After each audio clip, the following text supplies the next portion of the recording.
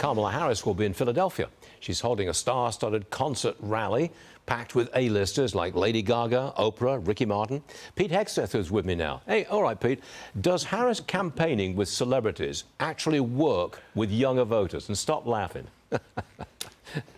I'm trying not to laugh, Stuart. That was a neat little full screen we got a chance to look at there. I don't think it will garner up interest in attending an event. I don't think it's changing anyone's mind about her as a candidate. And it conjures up images of Hillary Clinton in 2016, where there was a lot of celebrity interest, especially at the end, to push her across the finish line. It was a lot of smoke and not a lot of substance. Here's the thing.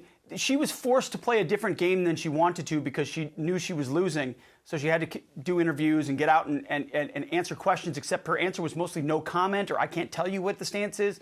And now they're relying on a big advantage on money of paid advertising, that these polished unity arguments that no one's really buying alongside a concert like this. I think it's already baked in what people's views are of Kamala Harris, that they don't really know her. And if you don't know someone and you don't like the condition of your country, and they've been there for 3.5 years, it's hard to make a closing argument that's any different than that. Tonight, Trump's going to rally in Grand Rapids, Michigan. He'll make his appeal to the auto workers. What do you think of that, Pete? I think they are already largely on his side, if I'm not mistaken. Very true. They are. But you can't take that for granted because you still have a lot of old line commitments to the Democrat Party inside that group. So hammering home, hey, I'm going to give you all options and revive the auto industry. The Detroit, Michigan miracle would be real under my watch. I think every day Americans recognize he's out to protect them. And that's a good closing argument. What you heard from that young lady at the rally in Raleigh is the same thing. Hey, he's for me. That's a powerful attachment when it's affirmed again from the stage that last night. Joe Rogan grilled the Democrat Pennsylvania Senator John Fetterman over the controversial border bill. Watch this, Pete. That's a bad deal after it was negotiated with the other side. But didn't that deal also involve amnesty? And didn't that deal also involve a significant number of illegal aliens being allowed into the country every year? These people will be moved to swing states, and that will be used to essentially rig those states and turn them blue forever. Well, I'm not really sure if that's what's in play.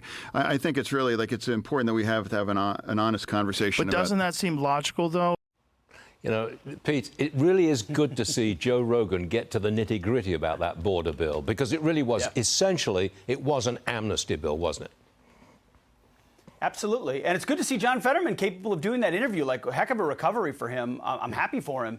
The debate around that bill has been a sham from Biden-Harris from the beginning. They used it as a shell to make it look like they care about the border. But when you actually dig into the details, it was a full-on amnesty bill that would allow, not cap, but allow thousands of illegals to cross our border every day with impunity. So Donald Trump opposed it because it was a bad bill that would have tied his hands, not because he wanted a political card to play in the future. Fetterman knows that. He knows better. He's been pretty honest about a lot of things. And Joe Rogan's swallowing a giant red pill, and so he gets it too. And we'll see. We'll see if people are voting on immigration tonight.